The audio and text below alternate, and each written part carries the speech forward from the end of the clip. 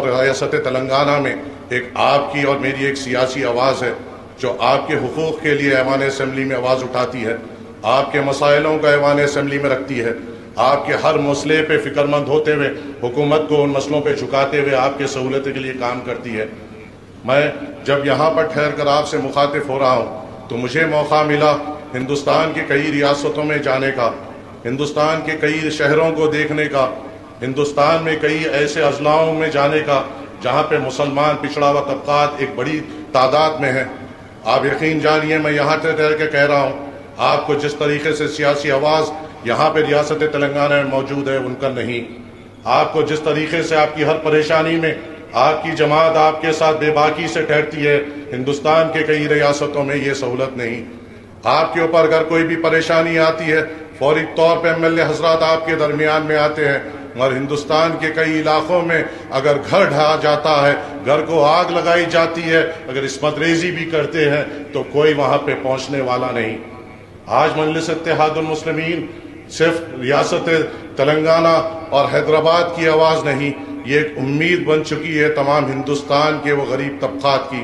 جو یہ امید لگاتے ہیں کہ مجلس اتحاد المسلمین ہے تو ہماری آواز ہے، یہ امید لگاتے ہیں کہ مجلس اتحاد المسلمین ہے تو ایوان پارلیمنٹ میں ہماری آواز ہے، یہ امید لگاتے ہیں اگر ہم پر کوئی آفت آئی تو صدر مجلس کے حکم پر اس ریاست کے کوئی نہ کوئی مجلس کے ذمہ دار ہم تک پہنچتے ہیں۔ آج آپ دیکھیے گجرات میں اگر خدا نخواستہ کچھ ہوتا ہے وہاں پہ مجلس اتحاد المسلمین کے ذمہ دار پہنچ کر وہاں پہ ہمت افزائی کرتے ہیں، بہار میں کچھ ہوتا ہے مجلس اتحاد المسلمین کے ذمہ دار وہاں پر پہنچ کر ہمت افزائی کرتے ہیں۔ ہندوستان کے کونوں کونوں میں کہیں کا بھی حادثہ لے لیجئے، اگر آپ اس کو دیکھیں گے تو کوئی نانہاد سیکولر جماعتیں اس کی آواز نہیں بنتی سوائے بارسٹر اسد الدین اویسی صاحب کے۔ بارسٹر اسد الدین اویسی صاحب، جماعت آپ کی اور میری طاقت ہے، میرے لیے میرا وجود ہے، میرے لیے میری بے باکی ہے، میرے لیے ہمت ہے، میرے لیے میری طاقت ہے۔ جو میرے ساتھ ہے تو میں ٹھہر سکتا ہوں اپنے لوگوں کے لیے، جو میرے ساتھ ہے تو میں مقابلہ کر سکتا ہوں اگر ہمارے اوپر کوئی پریشانی آتی ہے،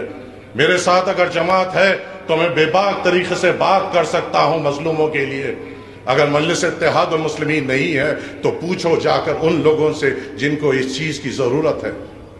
بہار میں جب کہیں اضلاعوں میں جاتا تھا تو ہر موڑ پہ اللہ کا شکر ادا کرتا تھا کہ اللہ نے مجھے اور میری اولاد کو بہتر زندگی سے نوازا۔ 1 لاکھ کی آبادی کے لیے اسکول موجود نہیں، 2 لاکھ کی آبادی کے لیے ہسپتال موجود نہیں،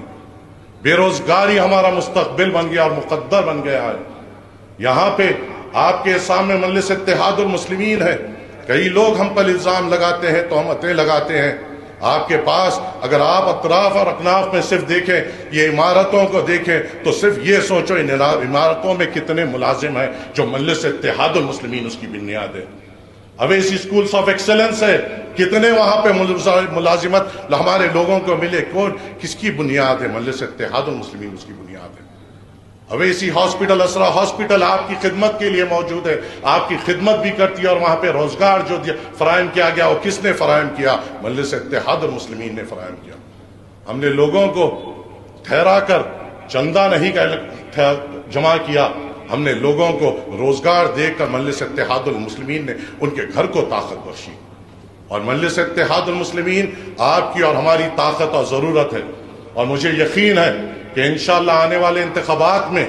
آپ اور ہم مل کر مجلس اتحاد المسلمین کو اور مضبوط کریں گے اور طاقتور کریں گے۔ صدر مجلس کو ایک بھاری اکثریت سے کامیاب کرنا آپ کی اور میری ذمہ داری ہے، اور مجھے یقین ہے مجھ پر اور آپ سب پر کہ ہم صدر مجلس کے انتخابات میں جی جان لگائیں گے، آگے بڑھیں گے، دن رات محنت کر کر مجلس اتحاد المسلمین کے صدر جو ہندوستان کی بے باک آواز ہے اس کو عالی شان کامیابی دیتے ہوئے ہندوستان کے غیور لوگوں کو ایک پیغام دیں گے کہ حیدرآباد ہندوستان کے لیے، حیدرآباد کے لوگ ہندوستان کے لیے، اور حیدرآباد سے ہی بے باک آواز اٹھے گی۔ یہ امید اور توقع سے آپ سے اجازت لیتا ہوں۔ شکریہ۔ السلام علیکم ورحمۃ اللہ وبرکاتہ۔